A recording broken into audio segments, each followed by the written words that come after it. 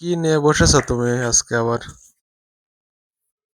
সবজি খিচুড়ি রান্না করব, তাই সবজি কুটতে বসেছি। কি কি সবজি এগুলো? এত সবজি তুমি কি দেখি বলো তো নাম। এখানে দেখতেছি এগুলো বেগুন। সবই শীতের সবজি, বুঝছো? এটা আমার অনেক পছন্দ।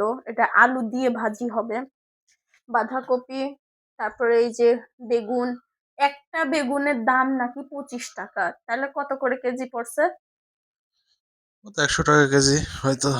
মরিচ, আমাদের ছোট্ট সংসারে আর কত বাজারই বা লাগে।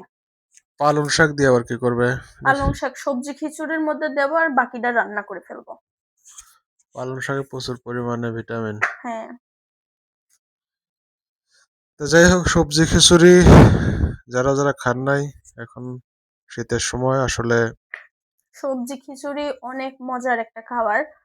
আর শীতের সময় সবজি খিচুড়ি একটা বেস্ট আমার থেকে মনে হয়। আর আমি প্রচুর সবজি খিচুড়ি খাইতে পছন্দ করি।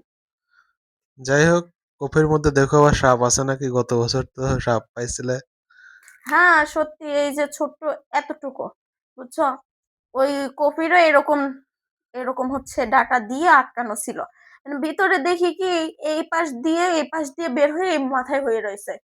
মানে মাথা নাই, মাথা দেখি নাই, দেখি তো এরকম করে ফালাই দিছি।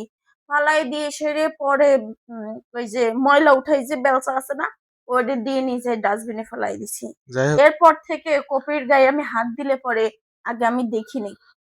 মানে আমার মনে এত পরিমাণে ভয় ঢুকে গেছে। কফি হইতে সাবধান, কফির মধ্যে সাপ থাকে।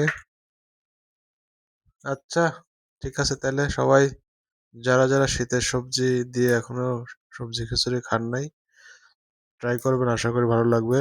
আর সাথে যদি একটু মুরগি ভুনা হয় তাহলে তো আরো জমে যাবে নাকি?